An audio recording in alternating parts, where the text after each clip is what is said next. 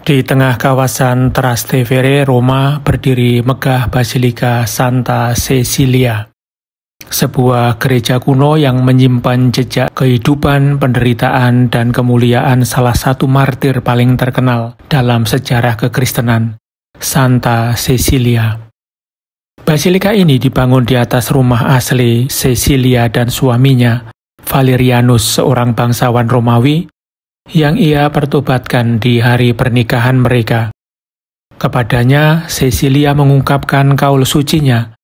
Ia telah bersumpah hidup dalam keperawanan demi imannya kepada Kristus.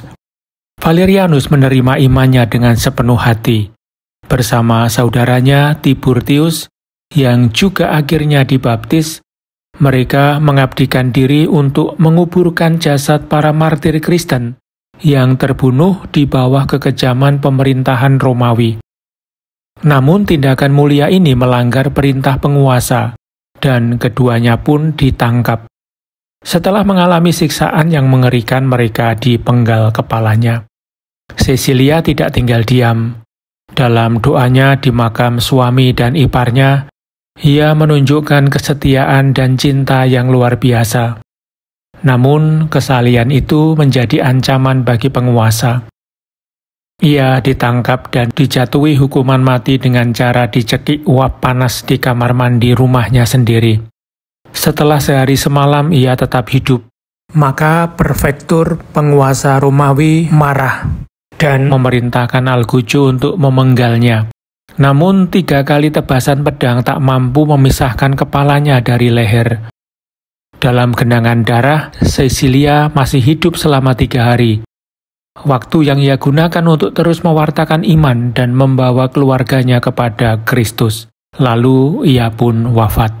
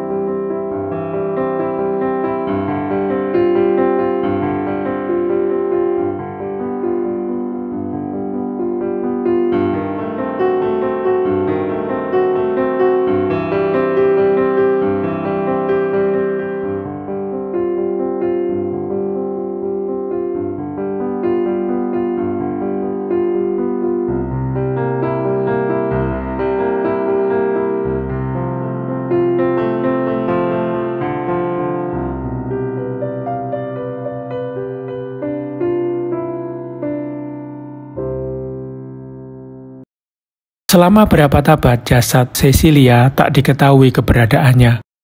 Baru pada tahun 820, tubuhnya ditemukan secara ajaib di katakombe Santo Callistus dalam kondisi masih utuh mengenakan jubah putih bersulam emas.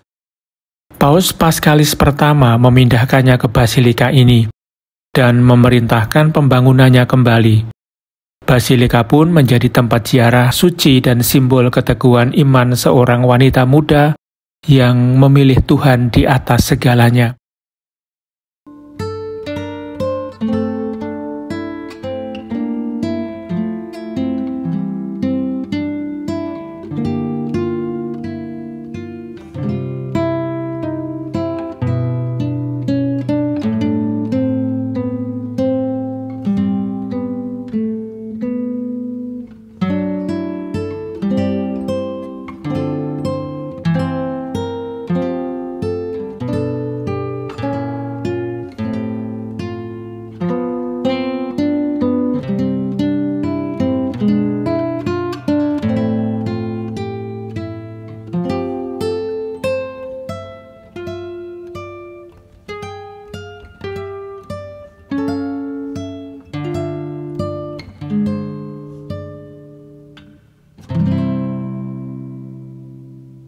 Pada tahun 1599, saat restorasi dilakukan, jasad Cecilia dibuka kembali oleh Kardinal Sfondrati. Tubuhnya tetap utuh, terbaring tengkurap, dengan 3 luka pedang di leher dan darah masih tampak pada pakaiannya. Begitu memukaunya pemandangan ini, hingga Kardinal meminta pematung Stefano Maderno membuat patung marmer Cecilia sebagaimana saat jasadnya ditemukan. Patung ini kini berada di altar utama, memperlihatkan posisi jemarinya yang membentuk simbol Tritunggal Maha Kudus.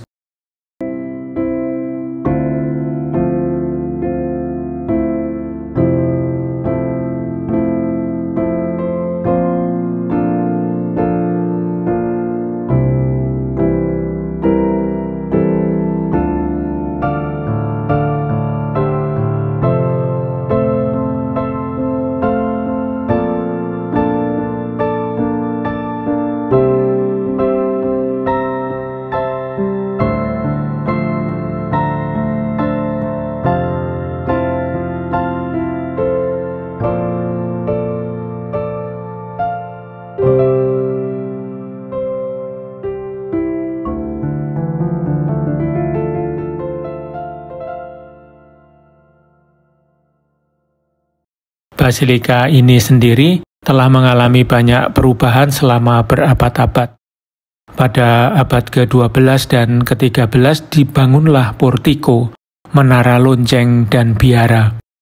Pada abad ke-18 atas perintah kardinal dari Traiano, Acquaviva, dan Giacomo Doria dilakukan restorasi besar-besaran, termasuk pembuatan fasad barok monumental oleh arsitek Ferdinando Fuga.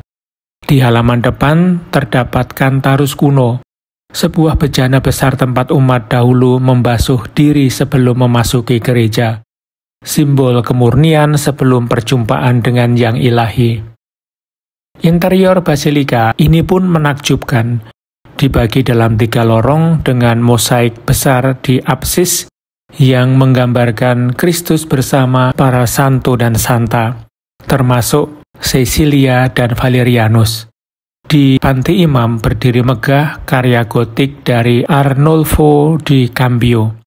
Sementara di langit-langit lukisan Sebastiano Conca berjudul Kemenangan Santa Cecilia mengingatkan setiap pengunjung bahwa iman, jika dijalani dengan kesetiaan dan cinta, merupakan kemenangan yang sejati.